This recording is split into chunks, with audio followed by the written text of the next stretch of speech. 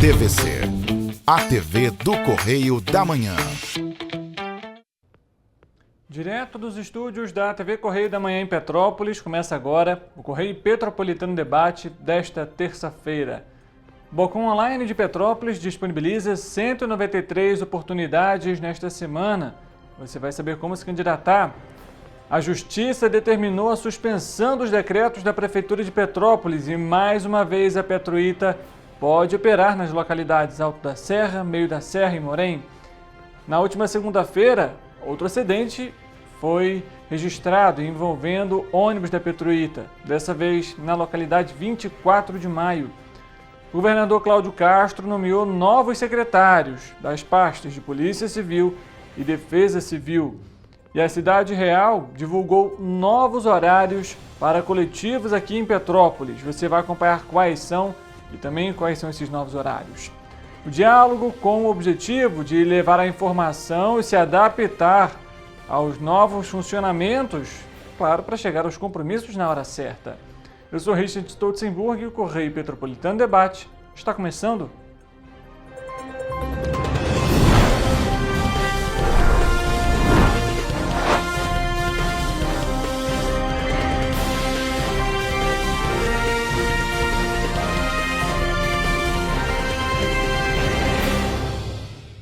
Olá, para você que nos acompanha, seja muito bem-vindo para mais uma edição do Correio Petropolitano Debate. Estamos ao vivo pela TV Correio da Manhã e em nossas plataformas digitais, TV Correio da Manhã, Facebook e YouTube. E nós temos também as nossas páginas no Instagram, que você pode também acompanhar a nossa programação e o que mais importante acontece na nossa região de cobertura, @TV Correio da Manhã e @Correio Petropolitano.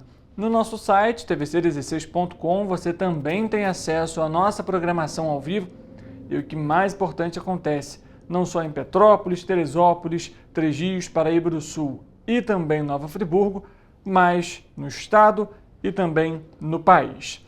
A gente tem também o nosso WhatsApp, nosso e-mail para você entrar em contato, tvccorreiodamanhã@gmail.com, está aqui na tela para você, e o nosso WhatsApp 993231675. Por ele você pode encaminhar as suas sugestões de reportagem, uma denúncia ou até mesmo reclamação. Ela pode ser acompanhada de vídeos, fotos, então não deixe de participar. Nós temos aqui um quadro específico para trazer também os anseios da população petropolitana e da nossa região de cobertura como um todo. Fique à vontade. A gente começa a edição de hoje trazendo oportunidades de prestação de serviço à população, porque o Balcão Online de Petrópolis disponibiliza 193 vagas de emprego para esta semana.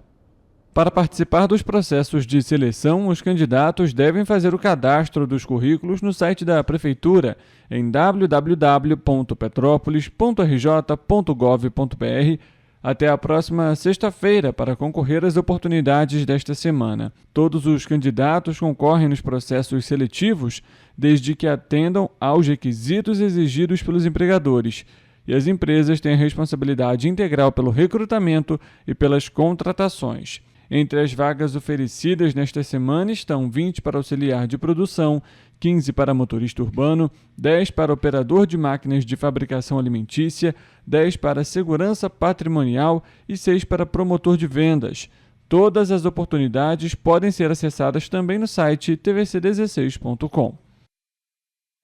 Não deixe de se candidatar, atualizar os dados e o currículo. Importante também na hora desse preenchimento de se atentar às informações que estão sendo disponibilizadas. Até porque se você coloca um erro de digitação, o que às vezes é comum na hora de fazer esse cadastro, fica difícil da empresa conseguir o contato com você nesse caso. Então, para não perder essa oportunidade, faça sempre a atualização do currículo, busque uma especialização, um curso para ampliar essa gama de conhecimentos e também verificar todas essas informações, principalmente de contatos, que são fundamentais. Afinal, como foi citado, as empresas é que têm a responsabilidade de entrar em contato com o candidato.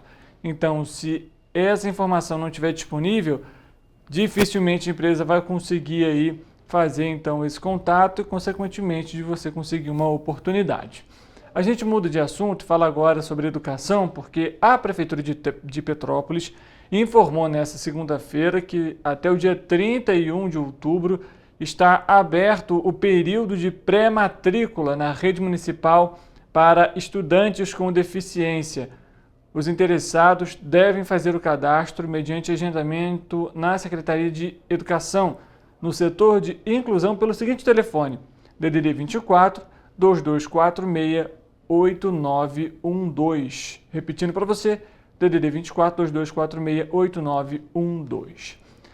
A gente volta a falar aqui no Correio Petropolitano Debate sobre transporte. Nessa vez é primeiro uma informação para você ficar atento. A empresa de transporte público em Petrópolis, da Cidade Real, informou que a partir da última segunda-feira, desde ontem, foram realizadas alterações nos quadros de horários das linhas 154 Vila Felipe, 155 Vila Felipe via Duas Pontes e 156 Vila Felipe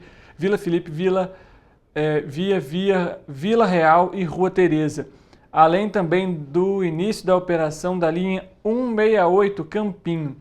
A empresa ressaltou ainda que a linha 154 vai operar as viagens de 11h30 da noite, Centro, Bairro, via Lagoinha e Pedro Ivo, e 11h50 da noite, 10 para meia-noite, Bairro Centro, de segunda a sábado. Já as linhas 155 Vila Felipe via Duas Pontes e 156 Vila Felipe via Vila Real e Rua Tereza vão passar a operar o dia todo junto com a linha 168 Campinho, de segunda a sábado. Aos domingos e feriados, a partir no caso do próximo sábado, dia 7 de setembro, somente as linhas 155 e 156 vão estar em operação. Os horários delas e das demais linhas podem ser consultados pelo Alô Real, pelo número 998727095. Então fique atento aí a essas alterações por conta então desses novos horários de funcionamento das linhas aqui na cidade, mais especificamente dessas 3 linhas que hoje também estão sendo operadas aí pela empresa Cidade Real. E falando sobre essas linhas que a gente sabe eram operadas pela empresa Petroita, na verdade vão voltar a ser, viu? Mas antes disso a gente vai falar de um acidente. Um coletivo da Petroita se envolveu em um acidente na localidade 24 de maio, na noite dessa segunda-feira. De acordo com a população, o ônibus teria perdido o freio. Você inclusive vê as imagens nesse momento aí, era um micro-ônibus que estava operando lá na região. A colisão acabou interditando aí o acesso ao bairro. Inclusive foram divulgados vídeos nas redes sociais, a gente vai acompanhar parte desse vídeo nesse momento. Gente, tá complicado. Só sei que eu preciso passar para casa. Dá para passar, gente? O selo. A pé passa, né?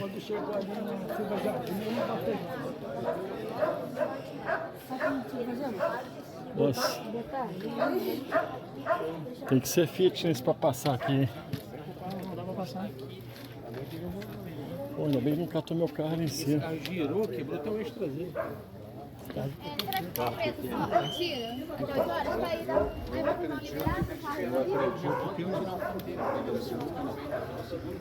Petrolixo. Situação difícil, né? Você viu ali a complexidade, tanto para o morador passar, enfim, e o problema todo que isso gera. O Corpo de Bombeiros foi acionado para a ocorrência às 6h15 da noite e foram registradas 3 vítimas com ferimentos leves que foram atendidas e liberadas no local. O coletivo que operava a linha, para você ver agora a gravidade, pertence à Cascatinha e ele só foi simplesmente pintado e colocado ali as cores da Petroita. O licenciamento está atrasado desde 2019. E diante desse acidente, o prefeito da cidade entrou ao vivo para falar sobre a proibição da Petroita na região da 24 de maio. Esse anúncio foi feito pelo Instagram logo em seguida desse acidente. Vamos acompanhar parte da fala do prefeito. Olá, boa noite a todos e todas, principalmente os moradores da nossa 24 de maio. Queria me solidarizar a todos vocês, principalmente aqueles proprietários dos automóveis que foram atingidos nesse grave acidente causado pelo ônibus da Petroita. Você sabe da nossa luta para poder tirar definitivamente essa empresa do nosso município. Às vezes, a luta é muito grande, a gente não consegue conquistar num primeiro momento, a vitória. Mas a gente tem que ter perseverança e ter certeza que a gente está no caminho certo. Então, eu quero dizer para você o seguinte, que a partir de amanhã fica proibida a Petroita de operar na 24 de maio, na Rua Nova.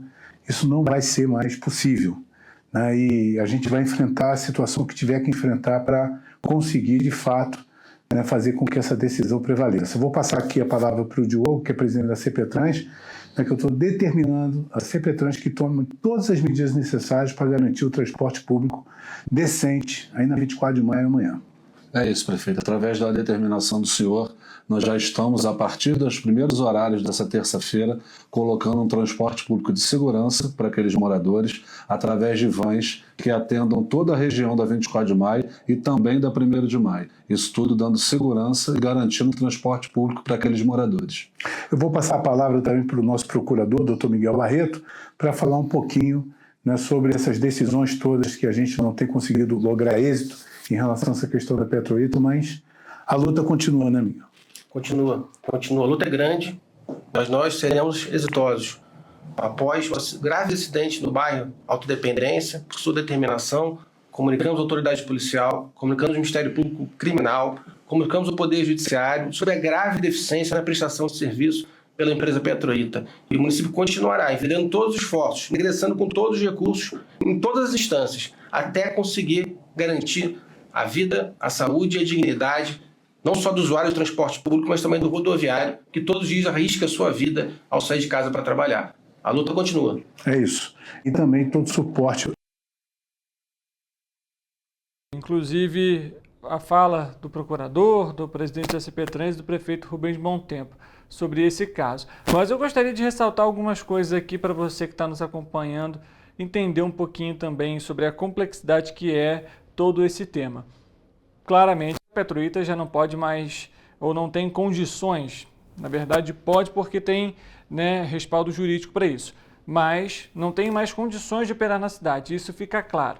A partir do momento que você tem ação do Ministério Público na Justiça para decretar a caducidade da empresa, você tem um monte de quebras diárias na cidade, você tem uma empresa em recuperação judicial e que não consegue, faz atraso de pagamentos, né, e por aí vai. São essas algumas das questões. Agora, o fato é, a empresa está operando. Inclusive, a gente vai trazer a notícia para você daqui a pouco no Correio Petropolitano Debate sobre a operação da empresa aqui na cidade.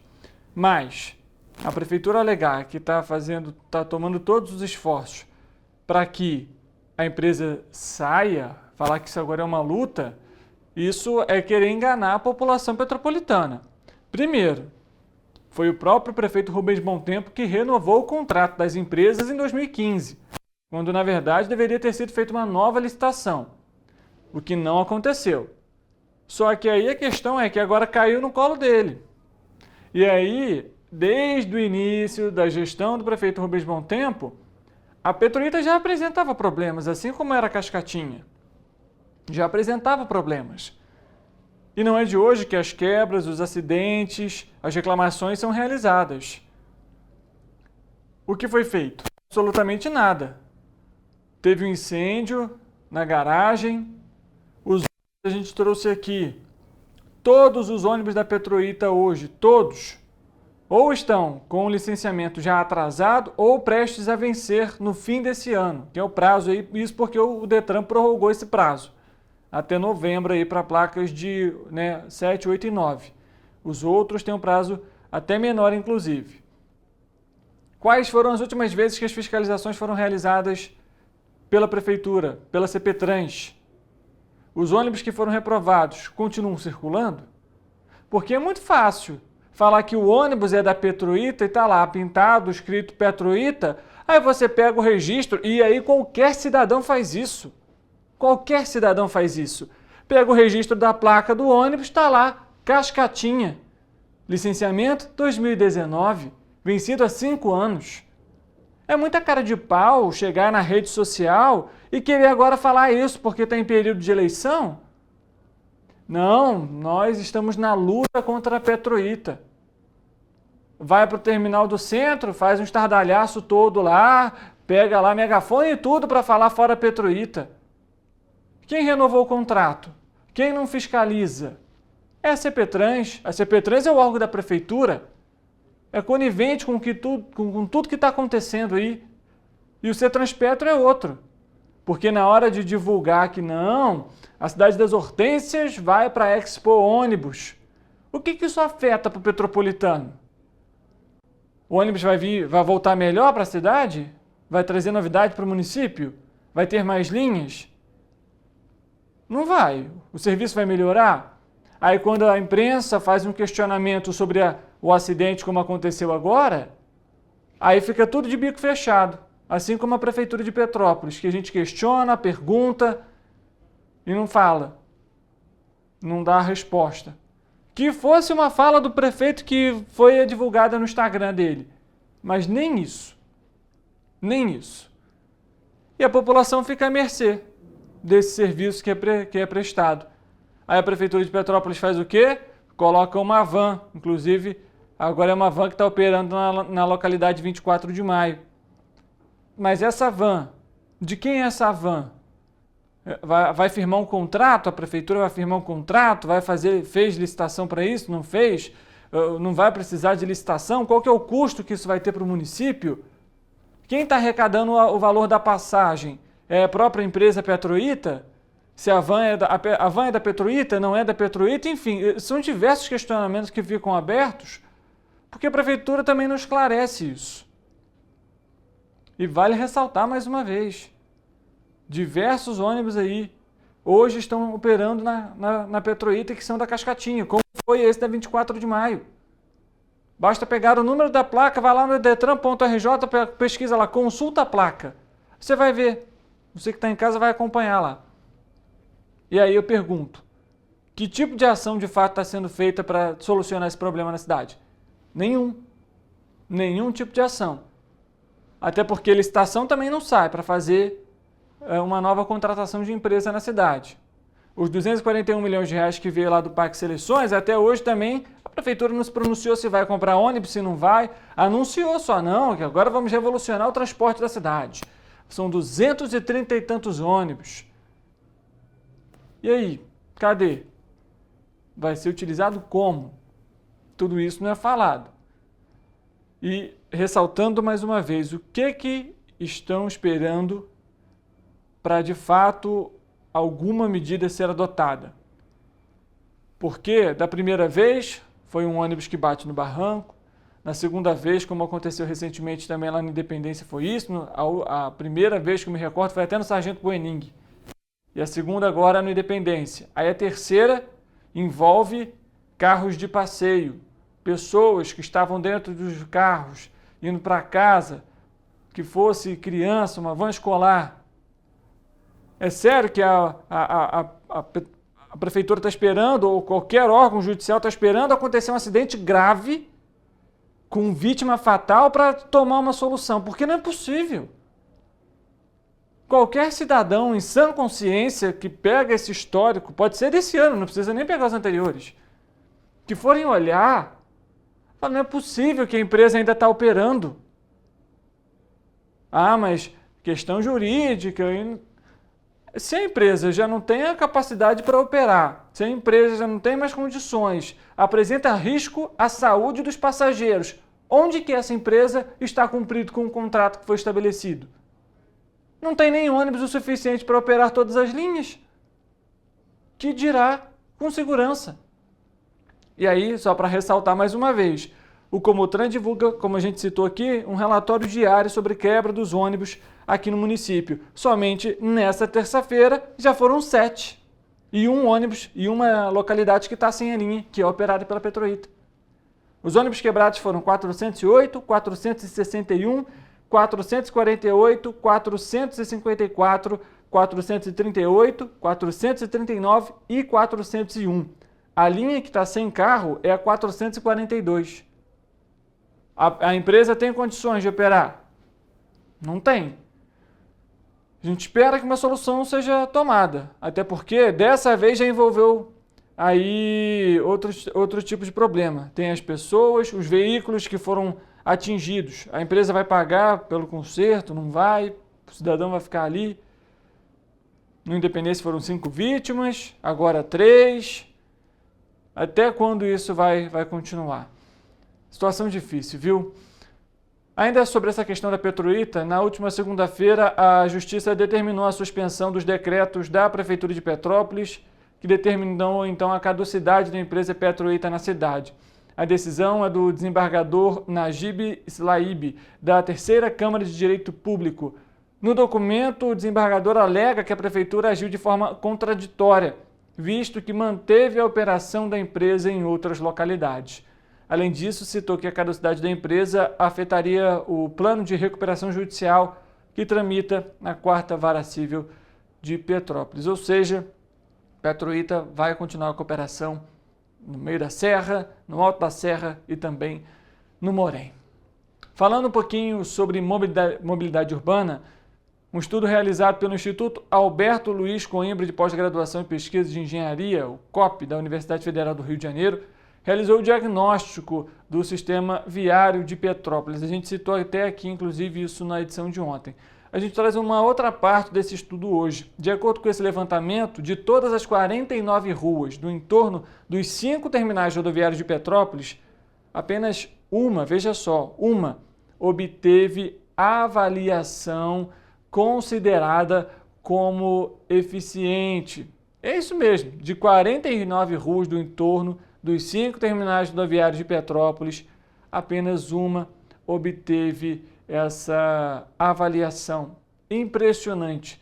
E mostra também a falta de infraestrutura na cidade, a falta de atuação da CPTrans, a falta de investimentos em mobilidade urbana. Inclusive, para você que está nos acompanhando, o Correio Petropolitano Debate de amanhã, quarta-feira, vai conversar com o professor responsável por esse estudo para falar sobre as medidas que foram adotadas. Além disso, a gente tem outros pontos para citar também sobre esse levantamento. Todas as outras vias, ou seja, as 48, apresentaram condição regular, ruim ou péssima. Foram avaliados pontos de atrativo visual, conforto, continuidade, segurança e seguridade. Em 2023 foi firmado o contrato entre a CPTrans e a UFRJ. Foi um valor de R$ 875 mil, um pouco mais na verdade, com o objetivo principal de elaborar um diagnóstico do trânsito e transporte público na cidade de Petrópolis e levantando também indicadores que apresentassem os pontos críticos. Neste mês de agosto foi divulgado então pela CPTrans o estudo e dos 294.803 habitantes estimados pelo censo, cerca de 46.600 habitantes, ou seja, apenas 16% da população se encontra em uma distância considerada confortável para o acesso por caminhada aos terminais de ônibus. Já de acordo com as pesquisas do COP, com usuários do transporte de ônibus na cidade, grande parte das pessoas acessa os terminais a pé, quando comparados aos outros meios. Por exemplo, no centro, 42,7%, no Itamaraty, 19,5%, em Itaipava, 14,9%, em Correios, 5,5% e no Bing, 4,6%. O modo de acesso a pé somente fica atrás do ônibus municipal. E aí, entre as localidades mais acessadas, Bing com 93%, Correios com 88,7%, Itaipava com 82,2%, Itamaraty com 79,6% e Centro com 55,8% das pessoas que vão até essas localidades com o ônibus. Mas mostra aí uma necessidade de investimento enorme no município e que não tem sido feita. Uma análise que não tem sido realizada. E isso por quê?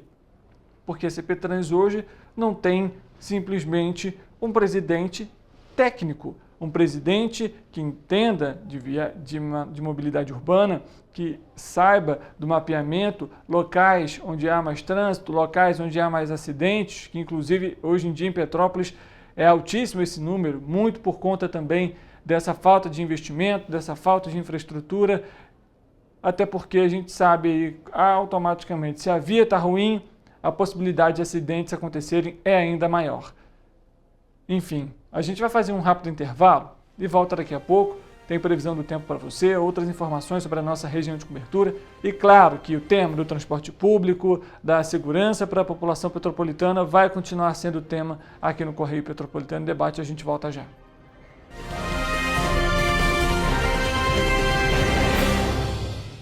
A Unifase, há mais de 50 anos, forma profissionais de excelência na área da saúde. E agora dá um passo além, o ensino técnico.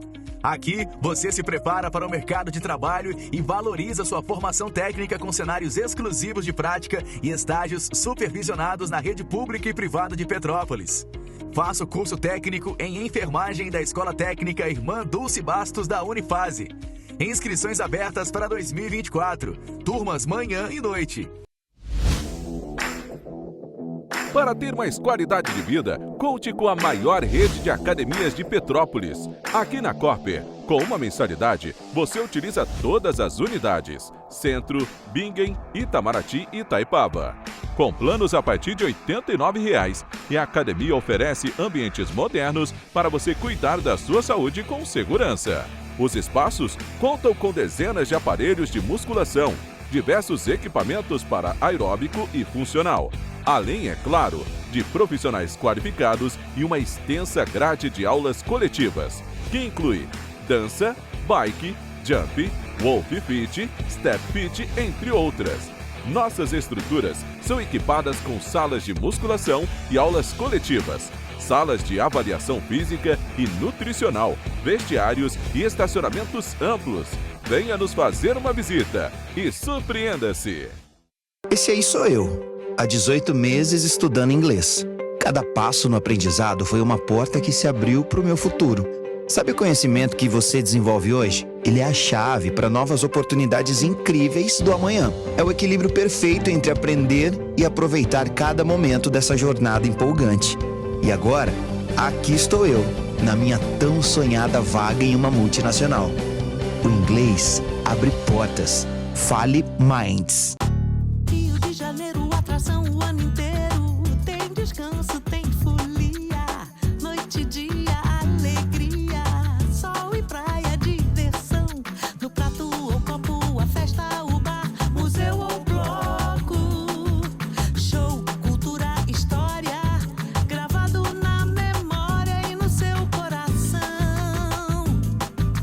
Rio de Janeiro, vem se apaixonar.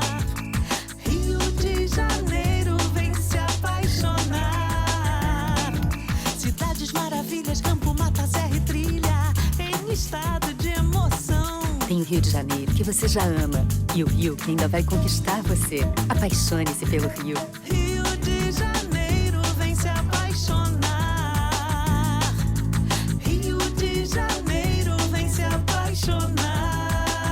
Governo do Estado do Rio de Janeiro. O Rio Imagem Baixada já superou a marca de 650 mil exames. Com cuidado especial para a saúde da mulher, o maior centro público de diagnóstico da América Latina tem capacidade para fazer 40 mil exames mensais e traz tudo num só lugar para atender com mais agilidade e eficiência. Rio Imagem Baixada, 9 meses. Chegou o resultado. O que era para poucos, agora é para todos. Governo do Estado do Rio de Janeiro. O trabalho não para, é todo dia e é de todos. A Unifase, há mais de 50 anos, forma profissionais de excelência na área da saúde. E agora dá um passo além, o ensino técnico.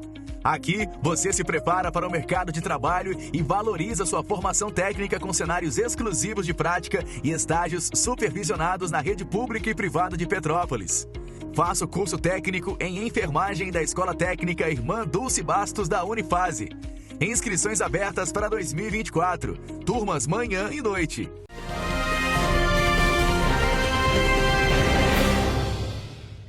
Correio Petropolitano Debate de volta nesta terça-feira e a gente vai para a previsão do tempo.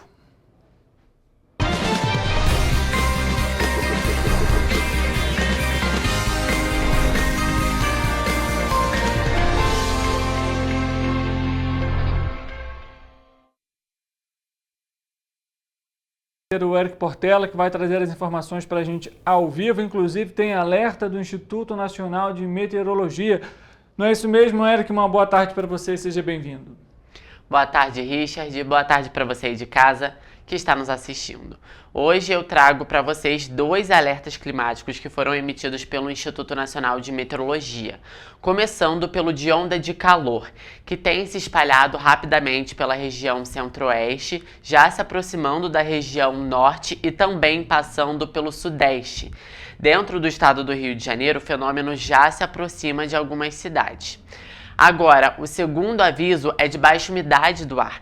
Ele tem se espalhado por todo o país, mas seu grau de severidade está no primeiro nível. Ainda assim, gente, é importante se manter sempre hidratado e não deixar de usar o filtro solar, viu? Mas agora, sem mais delongas, vamos à previsão do tempo para esta quarta-feira. Vocês já sabem que o tempo vai ser de altas temperaturas, né? Começando por Nova Friburgo, onde o dia será de sol, sem muitas nuvens no céu, e a previsão é de elevação na temperatura, variando entre mínima de 15 e máxima de 30 graus.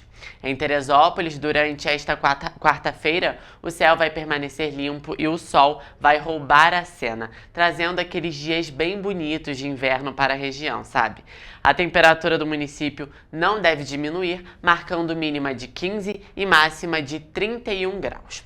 Já em Petrópolis, os termômetros ultrapassam 30 graus, podendo chegar a 33 graus. O dia será de tempo claro e sol, desde o período da manhã até a tarde. A noite será estrelada e com ventos de intensidade fraca. Olhando aqui para Paraíba do Sul, vocês já percebem que a temperatura vai sim se manter alta, inclusive se aproximando de 3 rios, né? Marcando mínima de 16 e máxima de 35 graus. Sendo assim, a quarta-feira será de tempo claro, sol e ventos fracos. E a máxima em 3 rios pode chegar a 36 graus, como vocês podem conferir aqui no nosso telão. O dia também será de sol e ventos fracos. A temperatura mínima se mantém em 18 graus. Bem, é isso, Richard. Previsão finalizada. A gente se encontra amanhã de novo. Tá certo, Érico. De fato, bastante calor então aí para essa quarta-feira aqui na cidade, 33 graus. Haja remédio antialérgico aí, principalmente para quem viu? Porque sai de um frio muito intenso, chega um calor muito intenso. É importante sempre redobrar os cuidados com a saúde durante esse período. Ainda mais vamos ressaltar aqui, já que as temperaturas estão elevadas, protetor solar, filtro solar é fundamental também durante esse período. Obrigado pelas informações, Eric. Eu que agradeço, Richard, e até amanhã. E assim a gente termina a previsão do tempo de hoje.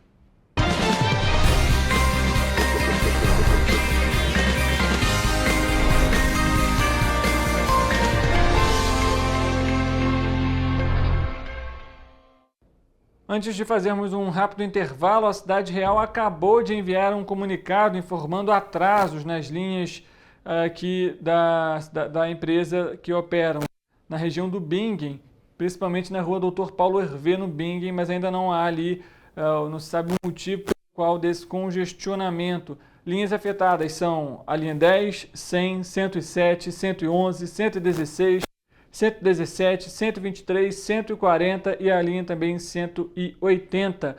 Fique atento aí você então que está nos acompanhando, que vai sair de casa ou que está passando aí pela região, atraso nesse momento na região do Bingen. Assim a gente vai fazer mais um rápido intervalo, volta daqui a pouco para você acompanhar uma entrevista aqui no programa.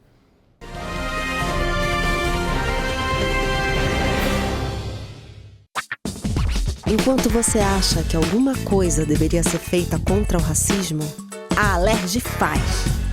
As leis que você precisa, a Alerj faz. Baixe o aplicativo da Alerj e conheça seus direitos.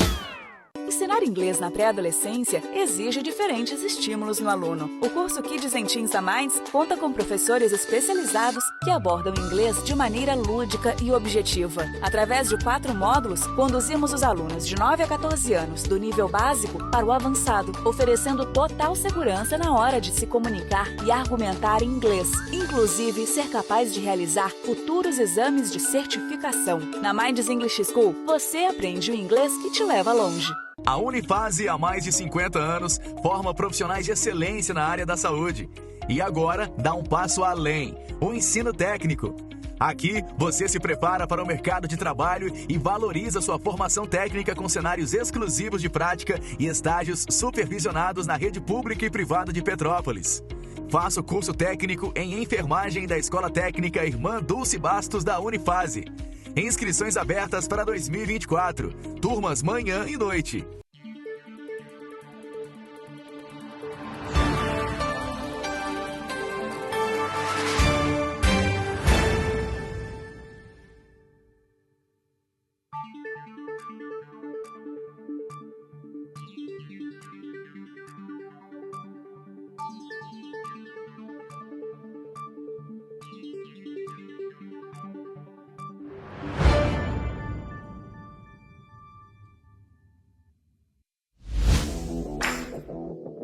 Para ter mais qualidade de vida, conte com a maior rede de academias de Petrópolis. Aqui na Corper, com uma mensalidade, você utiliza todas as unidades: Centro, Bingen, Itamaraty e Itaipava. Com planos a partir de R$ 89,00, e a academia oferece ambientes modernos para você cuidar da sua saúde com segurança.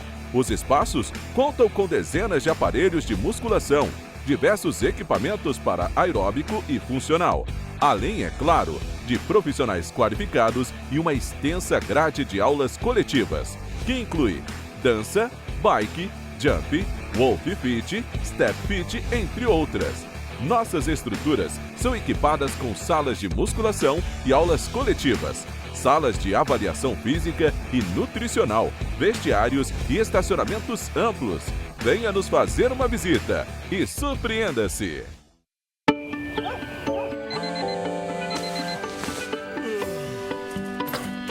Meu pai é um cara muito corajoso. Ele luta contra o mal igualzinho um super-herói. Ele não usa capa, mas tem um uniforme muito legal e vários equipamentos especiais. Ele também tem super veículos e quando precisa, ele pode até voar. Meu pai me disse para não ter medo, que as coisas estão melhorando. E eu acredito no que ele me fala. É, e os resultados já estão aparecendo. Mas o governo do estado do Rio quer mais. Por isso, estão sendo investidos R$ 1 bilhão na nossa segurança, com ações em todas as regiões do estado. A gente não está aqui dizendo que a guerra contra o crime está ganha. Ainda tem muita coisa a ser feita. Mas aqui no Rio, os criminosos não vão ter vida fácil. Pode acreditar nisso. Governo do Estado do Rio de Janeiro.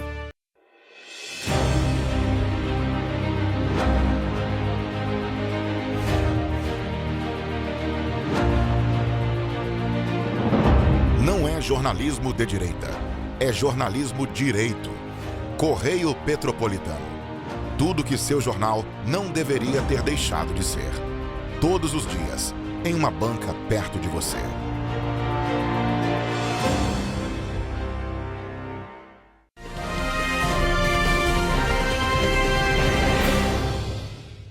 Dê início aqui à nossa entrevista, doutor Luiz. Primeiramente, eu queria agradecer a sua presença aqui com a gente para falarmos sobre esse tema extremamente importante, que são as eleições, e afinal a gente sabe, inclusive, elas estão chegando.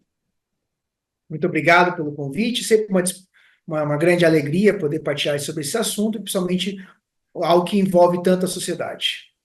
Maravilha. Bom, doutor Luiz, a gente está aí, né, no período de campanha eleitoral, ele começou na última sexta-feira, mas esse tema já tem sido discutido amplamente desde o início do ano pelo Tribunal Superior Eleitoral, até mesmo no próprio Supremo Tribunal Federal, por conta aí, né, da inteligência artificial, das novas tecnologias, inclusive foi até aprovado 12 resoluções para as eleições desse ano.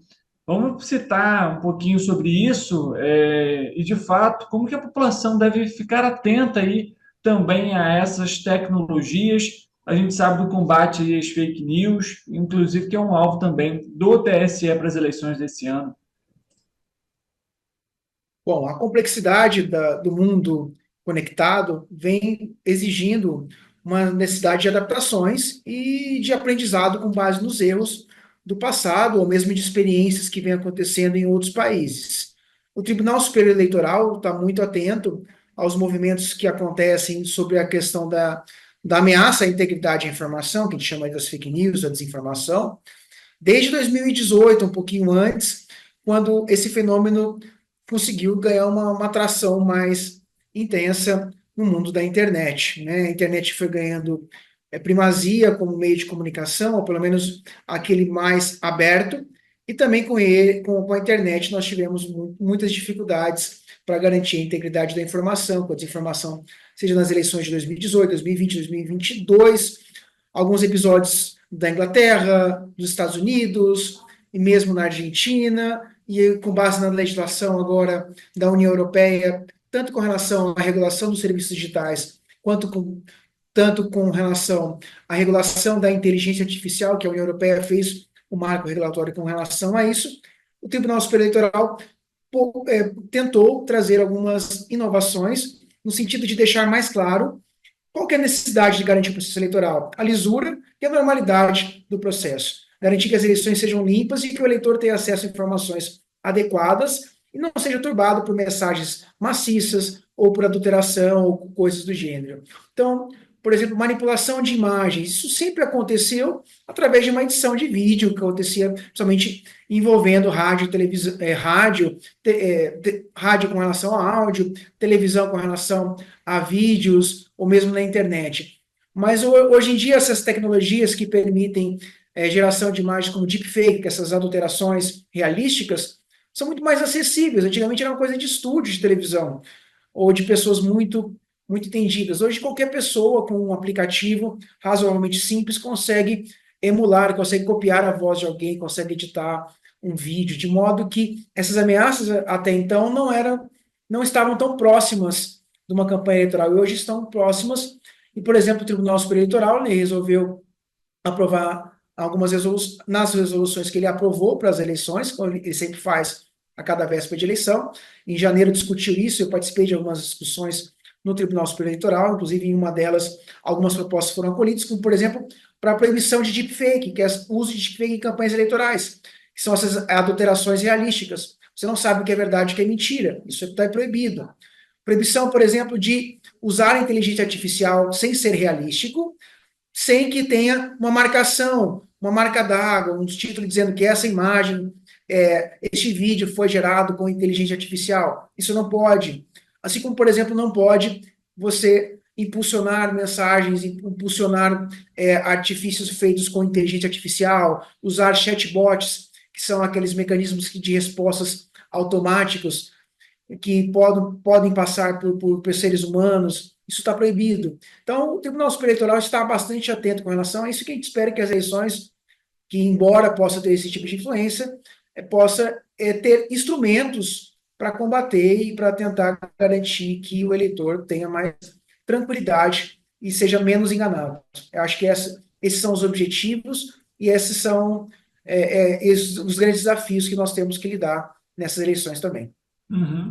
Inclusive foi até criado um repositório obrigatório também, em que a Justiça Eleitoral vai armazenar ali, né, e expor também justamente já esses materiais, esses conteúdos que de alguma forma foram publicados de forma equivocada ou que estão produzindo ali fake news. Essa aqui é uma pauta, como você até bem comentou, né, doutor? Tem sido discutida há bastante tempo já, desde as eleições de 2018, e isso não só relacionado às eleições como um todo, mas tornou uma frente aí da própria justiça e até mesmo da imprensa como um todo também, para de alguma forma esse combate. E falando ainda um pouquinho sobre essas eleições, doutor, a gente sabe, são resoluções que mostram aí que tem justamente esse objetivo, mas são diversas regras e a gente sabe que a população, em alguns casos, não entende completamente como que funciona ou como denuncia. De que maneira, por exemplo, a população hoje pode realizar essa denúncia e também como, de alguma forma, identificar esses materiais? Olha, a segunda pergunta, ela foi extremamente difícil de responder. Como identificar uma fake news? Como identificar uma desinformação? Isso não é fácil. Eu vou talvez dar algumas dicas que a própria Organização das Nações Unidas, ela vem falando muito hoje, não tanto sobre fake news, mas sobre integridade da informação. Então, todos nós que lidamos com conteúdos, temos que buscar a integridade da informação. A desinformação é uma distorção, é algo abusivo, é algo que busca estragar que a comunicação seja adequada. Então, algumas dicas que a gente pode dar com relação a como identificar, e aí depois eu falo sobre os canais de denúncia que hoje são existentes. Uma dica primeira é desconfiar. Se você recebeu uma mensagem num comunicador instantâneo, esse que a gente responde automaticamente para a família, essas coisas, e não tem uma fonte, uma origem clara de onde veio aquilo, desconfie daquela informação, não passe. Faça uma pausa, reflita um pouco sobre isso. Geralmente, conteúdos desinformativos, fake news, eles têm um ar de muita energia, de muita carga emocional. Compartilhe agora, faça isso. A sociedade vai ser destruída se você não acontecer. Fulano de tal praticou o crime tal. Tem uma tendência a gerar uma inflamação, a fazer com que as pessoas lidem muito com a emoção. Então, a desinformação ela vem para mexer com a emoção e vem combater a nossa racionalidade. Então, essa é a primeira dica que eu dou. A segunda, procurar uma notícia. Se tem uma notícia que ela é tão importante, ela deve estar publicada em um veículo de comunicação, em um ou mais veículos de comunicação, geralmente não apenas em um site, que costuma publicar notícias espetaculares. Então, a mídia hoje, ela tem que ser a mídia sempre deveria ter sido valorizada. E hoje ainda mais, porque ela é quem tem a capacidade de produzir matérias com ética. Ética, ouvir os dois lados, tem um compromisso moral em trazer uma comunicação da verdade factual com o cidadão. Óbvio que nós podemos ter problemas, o jornalista pode errar também, o ponto não é esse, não é a infalibilidade das relações humanas, nem eventualmente tem uma linha editorial muito clara, às vezes tendenciando para um aspecto ideológico, mas na hora de você construir uma matéria de fato, o jornalismo ele é obrigado a ter algumas regras básicas que qualquer pessoa que receba uma informação, uma notícia, algo no seu celular, tem que consultar. E se aquilo ali não existe, há uma tendência, se aquele não encontra em nenhum lugar, há uma tendência de ser uma fake news muito grande. E aí nós temos o Tribunal Superior Eleitoral, ele fez um canal de denúncias, tem um aplicativo Pardal, que o eleitor pode utilizar. No próprio site do TSE, você tem uma ferramenta para buscar ali denúncias de desinformação, você tem um repositório de notícias falsas ou de decisões relacionadas a notícias falsas, que, à medida que os julgamentos forem acontecendo, isso vai ficar mais fácil, por exemplo, você derrubar uma notícia que é reiterada. Então, imagina o seguinte, a justiça reconheceu que alguém mentiu sobre o prefeito ter praticado um determinado crime. E aí todo mundo derrubou uma notícia específica numa página, e outras páginas começam a pipocar a mesma notícia. Se você já tem uma decisão sobre aquilo, fica mais fácil você depois apontar um precedente, indicar os novos links que estão aquelas mensagens falsas para você derrubar com mais rapidez. É muito difícil. É quase como enxugar gelo você conseguir conter a desinformação.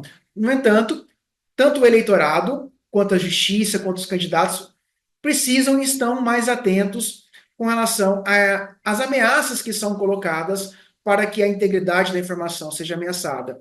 Mas alguns canais, alguns mecanismos, inclusive, estão sendo adotados. O próprio TSE, inclusive, está lançando um disque gratuito para que o eleitor consiga ter acesso e fazer as denúncias, além da própria internet, dos mecanismos hoje existentes para denunciar propagandas irregulares. Falando ainda um pouquinho sobre essa iniciativa, digamos assim, né, de controle aí dessas fake news, dessas propagandas irregulares, quais seriam, então, nesse caso, doutor Luiz, as penalidades?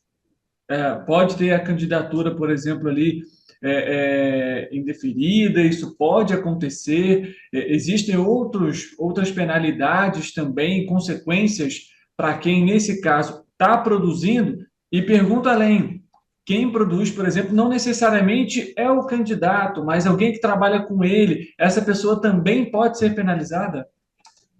Vamos lá, existe um rol de possíveis penalidades, né? Então, vamos falar das mais graves para as menos graves.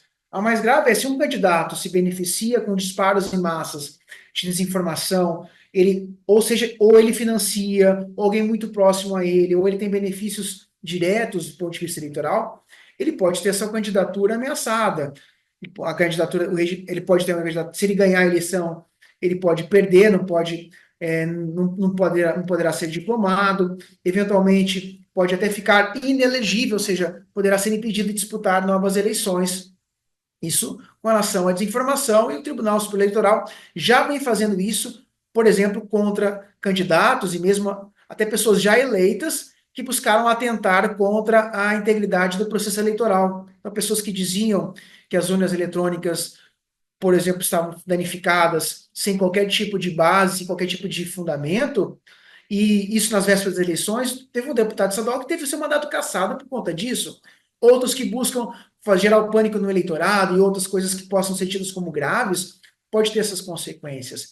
Uma desinformação, se ela causar um atentado à honra de alguém. Imagina que alguém diga que você praticou um crime, que você tem uma vida infamante, ou mesmo atacar contra a integridade direta do candidato. Isso pode ser um crime eleitoral também, e tem penalidades que a legislação eleitoral já prevê. Ainda na eleitoral, uma desinformação publicada pode gerar um direito de resposta, pode gerar um perda. Então, se alguém publica alguma coisa, é obrigado a publicar a resposta daquela pessoa que foi vitimizada.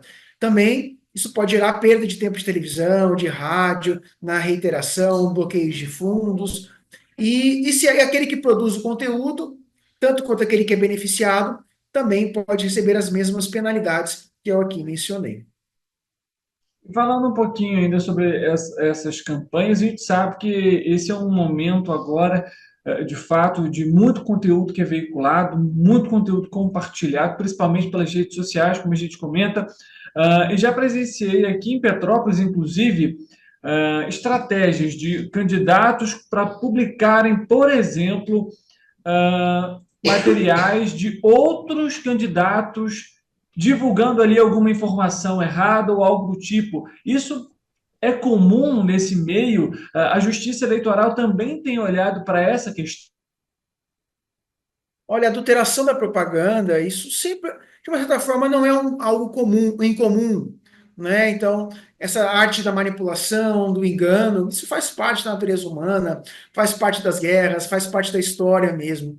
Eu acho que o que mudou de lá para cá, dos últimos anos, é que nós temos as redes sociais, nós temos comunicadores instantâneos, nós temos uma sociedade hiperconectada, nós temos a descredibilização do jornalismo profissional, nós temos um senso de desconfiança do eleitor com relação aos políticos. Isso tudo gera um clima muito favorável para que nós tenhamos a desinformação. Mas sim, acho que a justiça está atenta com relação a essas tentativas de manipulação, de fraude, que já aconteciam antigamente no passado, eram jornaizinhos que eram montados em gráficas, e hoje em dia são adulterações feitas em vídeo, em áudio, em documentos digitais, enfim. O que fica mais difícil, na verdade, e aqui nós temos que, por isso que a gente tem que ter um pouquinho de ceticismo, é que uma notícia desinformativa, uma vez lançada, ela ganha uma vida própria, e às vezes é difícil você recuperar. É difícil você restabelecer a verdade, porque tem alguns mecanismos, porque ela ali também com alguns mecanismos psicológicos que envolvem a tendência de uma pessoa querer acreditar numa mentira e reproduzi-la, mesmo quando confrontada que aquilo ali não corresponde à verdade factual. Então, é um grande desafio que, inclusive, nos conecta à necessidade de trabalharmos cada vez mais com a prevenção, com a educação midiática, com estratégias para que todas as pessoas, independentemente do nível educacional, desde uma pessoa de infância ou um idoso, alguém com alto grau de escolaridade, alguém com menor grau de escolaridade, para que as pessoas sejam letradas do ponto de vista digital, para entender que existem estratégias que são feitas para desinformar e que as pessoas precisam ter consciência necessária para não se deixar flagrar. E, obviamente, a justiça tem um caminho preventivo, que eu digo tudo isso, e o repressivo, que é entender como isso vem acontecendo para punir adequadamente. Não adianta você querer derrubar do ar uma rede social por conta da desinformação. Você tem que agir de forma moderada, proporcional, derrubar um link, depois dar uma multa, depois gradualmente intensificando, porque, acima de tudo, também nós temos que garantir a liberdade de expressão, mas garantindo a integridade da informação. Então, são valores que nós temos que equilibrar. O que torna esse processo muito difícil e, de fato, desafiador aí até mesmo para os próprios ministros. A gente, inclusive, tem acompanhado isso, até mesmo no depoimento de ministros do Supremo Tribunal Federal em relação à rede social X, mais especificamente o antigo Twitter, né, para quem não conhece, falando também um pouquinho sobre isso, sobre suspender as atividades do aplicativo, dessa rede social, mais especificamente aqui no Brasil. Doutor, a gente pegando esse tema ainda como base, a gente vê agora justamente uma quantidade maior e muito mais difícil de se controlar. Isso, de alguma forma, impacta também o judiciário? Sim, porque uma coisa são eleições presidenciais, em que você tem uma centralidade do controle numa única corte. Agora, vamos pensar nas eleições municipais, são mais de 5.560 cidades em todo o país, então, provavelmente mais de 4.000 juízes, 3.000 juízes envolvidos diretamente no processo eleitoral. São 27 tribunais regionais 26 tribunais regionais eleitorais envolvidos nessas eleições, o que demanda, primeiro, uma complexidade, porque as eleições municipais são eleições muito aguerridas. Segundo, uma própria dificuldade natural de que o nosso poder judiciário, de que os atores locais tenham plena compreensão e domínio dessas ferramentas, saibam entender o alcance de que na hora de fazer uma proibição, que não seja uma proibição excessiva a ponto de calar a liberdade de expressão, mas também não pode ser permissivo bastante para evitar que você possa conter um grande mal. Então, diria que o grande desafio no Brasil, principalmente, está pelas dimensões continentais que nós aqui experimentamos, diferentes níveis de acesso. Confio que nossa magistratura brasileira é muito bem preparada. No entanto, nós não podemos negar que há uma pluralidade, são milhares de pessoas envolvidas nesse processo, e todas elas nem sempre tão atentas, ou ainda assim, tão ajustadas às inovações tecnológicas. Diria que até mesmo as pessoas que já estão acostumadas às inovações tecnológicas, a cada dia se depara com outras novidades, com crescentes desafios.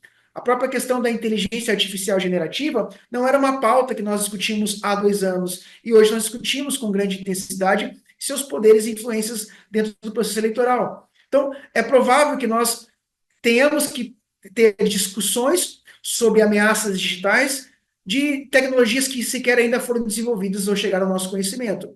Mas é importante que nós tenhamos solidez sobre os princípios, o que é necessário para sustentar a democracia, o que é adequado para garantir uma campanha eleitoral, o que nós devemos proteger para fazer e garantir a liberdade de expressão, mas, de outro lado, o que nós devemos compreender como adequado para limitar, para que abusos não deixem atrapalhar o eleitor na sua escolha e não garantam que alguém que tenha mais poder econômico ou midiático possa vencer uma eleição de forma inadequada ou fraudada.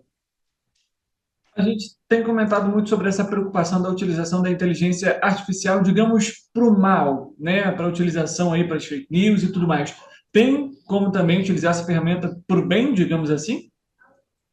Eu acho que sim, eu acho que hoje, inclusive, nós temos algumas ferramentas de inteligência artificial que estão sendo produzidas para tentar compreender um padrão de notícias desinformativas. Enfim, então, nós não precisamos demonizar o instrumento, mas devemos reconhecer que ele tem desafios bastante significativos, que um uso inadequado, um uso sem compreender a sua complexidade e entendendo que ele pode ser potencializado para o lado negativo, nós não podemos também idolatrar uma ferramenta tecnológica, esquecendo das suas ameaças, e nem achar exclusivamente que uma inteligência artificial ela é negativa, ela traz prejuízos. Então, não tenha dúvidas que, por exemplo, inteligências artificiais podem ser utilizadas para a preparação de campanhas, para análise de discurso, para trabalhar e sistematizar dados e preparar os candidatos durante as eleições, às vezes para ajudar numa ferramenta de uma edição de vídeo.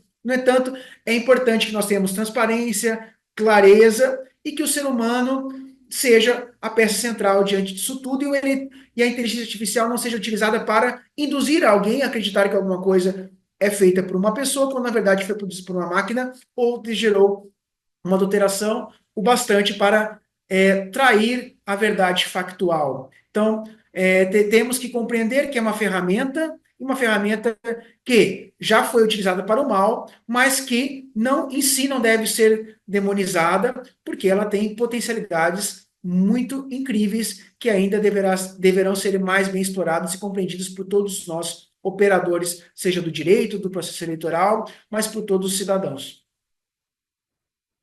A gente está citando justamente essa questão das redes sociais, tendo em vista aí, né, a grande utilização hoje pela população como um todo. Mas, obviamente, a gente não poderia deixar de citar aqui também as tradicionais regras das eleições. Queria que você pudesse salientar para a gente as principais, entre elas, né, a questão da arrecadação para a campanha eleitoral, até mesmo no dia das eleições, como a gente também conhece, boca de urna, compra de voto. Acho que é importante a gente salientar isso também, porque essas regras permanecem. Sim, as regras. Então vamos pensar o seguinte: o processo eleitoral ele é caminhado a partir de uma construção de muitos aprendizados que nós tivemos no passado. Então, uma eleição ela se dá a partir de candidatos que são eleitos em convenções partidárias, dos quais tem um tempo de televisão e de rádio para poder se expor, a partir das bancadas de deputado federal que seus partidos elegerem a coligação, quando no caso de prefeitos, e partidos isolados a partir de candidaturas de vereador ou federações partidárias, no caso também de vereadores que podem se lançar. Cada partido, cada coligação tem uma quantidade de tempo e, portanto, também, às vezes, de dinheiro que vem de fundos públicos, seja o fundo partidário, seja o fundo de financiamento de campanhas eleitorais, que depende do órgão nacional, dizer quanto que cada estado tem que receber, cada estado decidir quanto que cada município, cada tipo de candidatura vai receber. Isso é uma decisão, uma prerrogativa dos partidos políticos, que continuam tendo muito poder dentro do processo eleitoral. E a partir dali, então, os candidatos podem fazer arrecadação também privada, seja uma autodoação, então o candidato financia a sua campanha, um autofinanciamento, seja a partir de arrecadação de outras pessoas físicas que podem doar para candidatos, com um limite de 10% daquilo que eles ganharam no ano anterior, que foi declarado a Receita Federal. Então, esse é um aspecto que continua. Com relação à propaganda, nós devemos esperar bastante propagandas nas redes sociais, nas mídias. Elas podem ser impulsionadas por pessoas físicas ou pela própria candidatura, não pode ser impulsionada por outras pessoas jurídicas. Tudo isso tem que ser declarado para a Justiça Eleitoral. As propagandas têm que ser sinalizadas, tem que ter, então, um subtítulo, tem que ter uma identificação de que se trata de uma propaganda eleitoral, quem são os dados dos candidatos, CNPJ, essas informações têm que constar, seja num banner virtual, seja num banner físico, que nós estamos acostumados, com os panfletos, com os jornaizinhos, com os broches, enfim, tudo aquilo que puder ser distribuído ao eleitor, mas que não traga vantagem, também é proibido aí você distribuir vantagem para o eleitor, seja através de boné, através de camiseta, essas coisas todas, que já vem de muitos anos a proibição, né? Então, é possível ter comícios, mas não pode ter showmício. É possível ter propaganda impressa, mas não pode ter propaganda com mais de 4 metros quadrados. O carro você pode ter um adesivo e você pode ter no máximo um microperforado, aquele adesivo que vai no vidro traseiro do carro, mas que não impeça a visualização pelo condutor e viole as leis de trânsito. Você pode ter pessoas com bandeiras, você pode ter aqueles bonecões que ficam ao longo das vias públicas, mas têm que ser retirados e não pode obstruir o trânsito. No dia da eleição, você não pode ter nenhum tipo de propaganda, nem mesmo nas redes sociais. Não pode ter nada novo, não pode ter impulsionamento, você não pode ter entrega de material. O derrame de material, que é o pessoal que despeja aqueles panfletos em vias públicas, isso é crime. Então, quem praticar é crime. Então, isso não pode. Obviamente, não quer dizer que crimes não sejam praticados, mas quer dizer que quem faz isso está violando a legislação. Daqui a pouco você pode pedir voto, que você pede voto, você está praticando boca de urna, que também é um crime eleitoral.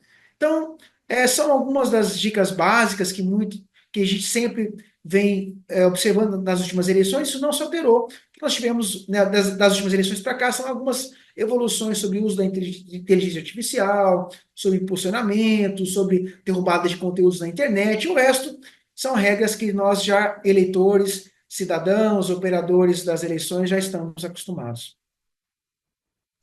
Perfeitamente, doutor Luiz. Alguma outra informação talvez importante que a gente não tenha abordado que eu gostaria de salientar? Olha, é importante que o eleitor, então, esteja muito atento, ele vote com muita clareza, ele busque o passado do seu candidato, ele tem aquilo que a gente chama de ceticismo saudável. Pegue uma notícia, faça uma autocrítica, verifique se aquilo ali é de fato verdade, não apenas que aquilo ali mexe com a sua emoção. Pare, respire, compartilhe, agir com menos emoção e agir com mais racionalidade, porque no final das contas a gente está falando sobre aquela pessoa que vai comandar a nossa cidade, aquelas pessoas que vão fiscalizar o executivo, que vão votar as nossas leis. São decisões muito importantes que não devem ser tomadas com base nas emoções, com base no interesse meramente individual ou egoístico. A gente tem que ser tomado de uma forma cívica. Então, vamos pensar no bem das nossas cidades, vamos tomar uma decisão adequada e vamos lutar para que a liberdade de expressão aconteça com muita responsabilidade. Maravilha. Doutor Luiz, durante a sua fala me surgiu uma dúvida, e acredito que seja da população como um todo. Supondo que existe hoje, por exemplo, um vídeo fake, alguma coisa nessa questão. Esse vídeo, ele é compartilhado e, por exemplo, curtido nas redes sociais. Essas pessoas que, por exemplo, curtem, compartilham, também podem ser penalizadas? Eventualmente podem ser penalizadas, por exemplo, com direito de resposta, com remoção de conteúdo, e se aquela informação constitui um crime eleitoral, ela também pode ser responsabilizada criminalmente por aquele tipo de conteúdo. Então, não só quem produz, quem se beneficia, mas quem também divulga. Então, é muito importante também, além do alerta, para você não cair na desinformação, para que você também não pratique crimes, né? Então, aquilo que você não pode fazer na sua vida offline, na sua vida desplugada na internet, você não pode fazer na vida virtual. Você não pode xingar uma pessoa na rua. Por que você pode fazer isso nas redes sociais? Você não pode fazê-lo. Então, com esse paralelo, é importante que o eleitor também tenha um pouquinho de calma, paciência, tranquilidade, seja racional, tome muito cuidado para não cair, às vezes, em tentativas de manipulação que algumas pessoas querem causar o mal, querem causar essa polarização, querem causar esse ambiente de disputa e guerra. Disputas são importantes, mas tem que fazer disputas sadias e que prevaleça a melhor opção para garantir as políticas públicas das nossas cidades e não a desinformação que quer destruir e gerar entre nós uma desorientação para que a gente não tenha consciência sobre a nossa racionalidade, daquilo que é bom ou não para a nossa cidade e para nós mesmos. Certo. Lembrando só, então, para quem vai acompanhar essa nossa entrevista, quem está acompanhando, né, eleições nesse ano, dia 6 de outubro, primeiro turno, 27 de outubro, o segundo turno, para municípios com mais de 200 mil eleitores, então aí aptos a votar, e é claro, né, que ali o candidato, nesse caso o prefeito, não tenha recebido mais de 50% mais um dos votos, que é referentes, então, ao município. Doutor Luiz, muito obrigado pela sua presença aqui com a gente, por falar um pouquinho sobre as regras eleitorais. A gente sabe que são extensas, mas trazer um resumo aqui dos principais, dessas novas atualizações e, é claro, orientações também para a população. Muito obrigado, à disposição e sucesso para todos nós. Até a próxima. Tchau, tchau. Obrigado. Tchau, tchau.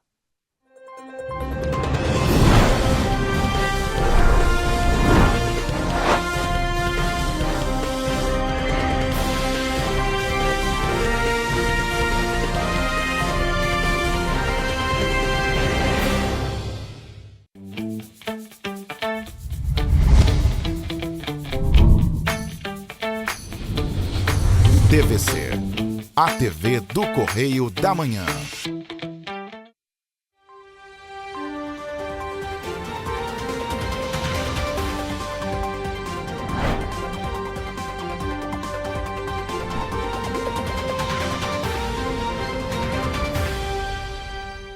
Um estudo realizado pelo Instituto de Pós-Graduação e Pesquisa de Engenharia COP da UFRJ também realizou um diagnóstico do sistema viário de Petrópolis. De acordo com este levantamento, de todas as 49 ruas do entorno dos 5 terminais rodoviários de Petrópolis, Bingen, Itamaraty, Centro, Correias e Itaipava, apenas uma obteve a avaliação considerada como boa. Todas as outras apresentaram condição regular, ruim ou péssima. Foram avaliados pontos de atratividade visual, conforto, continuidade, segurança e seguridade. Esta avaliação levou em conta que grande parte da população petropolitana chega aos terminais a pé. Desde o início do mês de agosto, a doença viral Mpox tem sido pauta em esfera mundial. A patologia causada pelo vírus MPXV já ocupava as manchetes em 2022, porém, neste ano, através de uma recomendação da Organização Mundial da Saúde, foi instituído o Centro de Operações de Emergências COI-Mpox,